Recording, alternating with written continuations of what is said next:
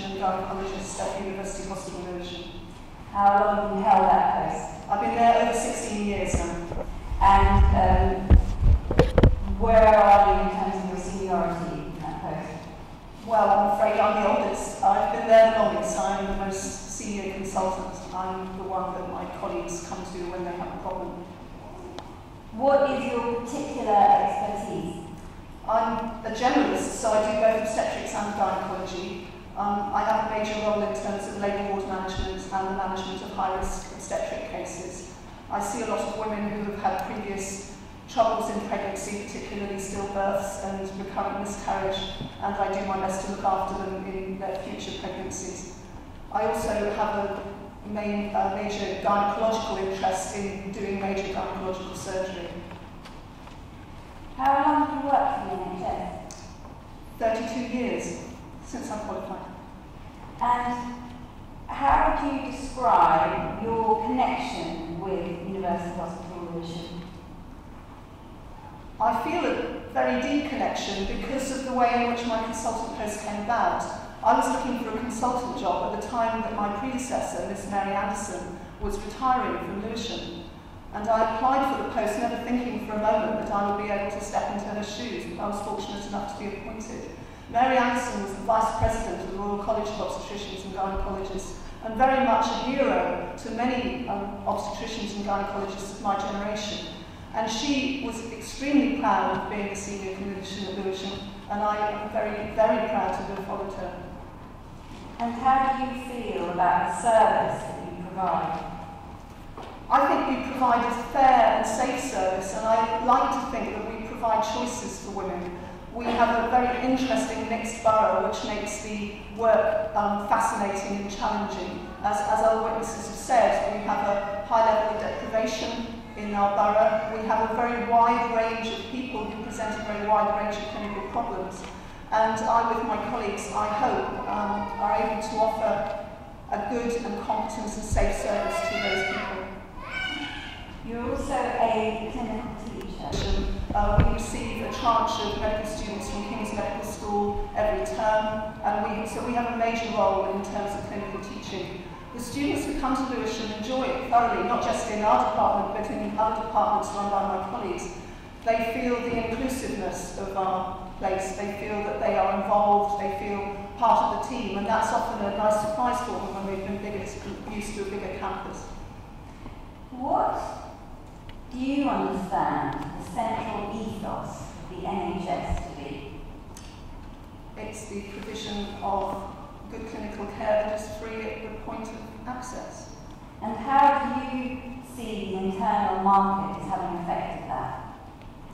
I think it's been very worrying because it has set up competition amongst colleagues that wasn't really there before. We of course all like to do well, and we like to think that we do the best that we can, but that shouldn't mean that there are problems between departments and between hospitals.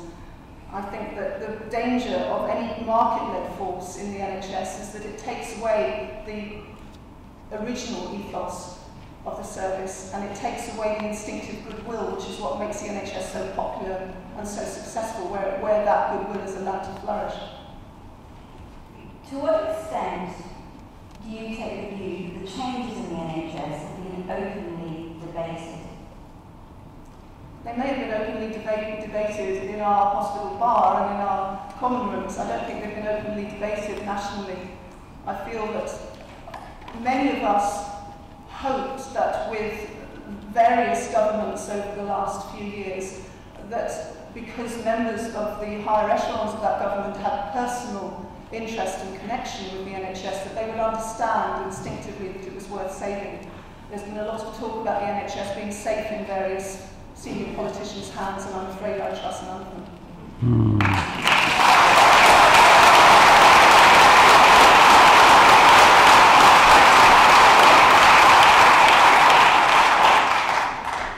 What do the proposals mean for maternity patients? It's going to be very interesting because we currently deliver just over 4,000 women at Lewisham each year. I did a back-of-the-envelope calculation of women who would be considered safe to deliver in a standalone midwifery-led unit, which is what Mr. Hunt has proposed for us. And it would be approximately 12% of those 4,000 women. They could only have women who had had a baby successfully, normally before, who weren't overweight, who had no scars on their uterus from a caesarean section or any other surgery, who didn't have any other comorbidity, who didn't have a yen for an epidural, for example, who didn't have any other medical problems, and in whom no emergency could be foreseen. One of the problems with maternity work is that emergencies are inevitable and unpredictable. And that's why you need people like me and my colleagues, because you cannot always look at somebody and say, you're going to have a problem, say, with bleeding excessively after your baby is born, or you're going to have a sudden rise in your blood pressure, or your baby's heartbeat is suddenly going to become abnormal unexpectedly quickly in labour. I don't have second sight, I've just got 30 years experience. And I know that even women who are reported to be low risk can often change very quickly. And whilst at the moment, women who deliver in our birth centre who need immediate obstetric help can be transferred quickly along the corridor and up to our labour ward, in Mr. Hunt's vision, they will be transferred, as we have heard, slowly in an ambulance to another hospital. I would be terrified if that was me or if that was my daughter. So, taking that a stage further in Mr. Hunt's vision, what is going to happen to these mothers and what is going to happen to these babies? Well, I think the word that Mr. Hunt used was dispersed. The idea, as we've heard from other witnesses, is that they will all go to Queen Elizabeth Hospital, Woolwich. And we all know that that's not the case. Some might go to Woolwich if they live on the Black East side of the borough, but most would gravitate towards King's or possibly even to St Thomas's, and some of those in Catford down to the Prue. None of these places have sufficient capacity to deal with all the women that they would be expected to deal with if the Lewisham Obstetric Unit closed. And I have real concerns about people who have formed an attachment, a trust with our own department or with our community midwives in Lewisham who might be looked after in the borough antenatally, but then will be expected to deliver in another hospital where nobody knows them and where they haven't formed that professional rapport. Certainly many of the women I look after who are terrified because of their past history find great comfort in knowing the people who are going to look after them, and there is a wealth of evidence about the importance of continuity of care in people who have complex pregnancies with difficult past histories. This proposal will shatter that. And how is that going to manifest itself in terms of these individual mothers and their babies? What's actually going to happen? What are the dangers? The dangers are that frightened, high-risk women will travel to a hospital they don't know to be looked after by people who aren't aware of their history in a unit that is already overstretched. My colleague from the London Ambulance Service talked about waits in A&E. There would be similar waits in the maternity services in all of these hospitals. We already run very often with a full labour ward, and with our neighbouring hospitals doing the same. And then when more women come in labour, some of our local hospitals say we can't take any more, we'll have to send you to Lewisham. If that's the case now, what's it going to be like when Lewisham Obstetrics closes? The people of Lewisham are not going to stop having babies. They've got to be delivered somewhere safely. And the worry is not only will it add the risk for Lewisham women and babies, it will significantly increase the risk of women who are delivering in those other hospitals who are already suffering because the service is overstretched. We will make it even worse. What about the birth rate in Lewisham? How do you see that changing?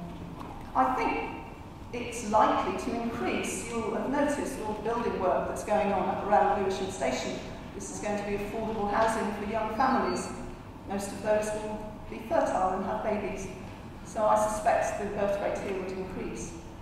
There's also other developments in the Thames Gateway area which are expected to increase the birth rate in our neighbouring hospitals. And so we really should be improving the provision for obstetric patients rather than reducing it. What about the integration between hospital services and the community? What do you want to say about that? I think that's something that is currently done well and something that is valued by not just the maternity services. We clearly have a good link with our community midwives and with our local GP colleagues, but this is true across the board in various departments. You heard Liz Aiken earlier talking about community arrangements with regard to care of the elderly. My paediatric colleagues who will talk later will say the same thing about community-based paediatric services. It's something Lewisham does well, but it's not something you can generate very quickly. It grows gradually with people who stay in the same job for a long time, forging those links with colleagues from outside of the hospital. And those links are in real danger with these proposals.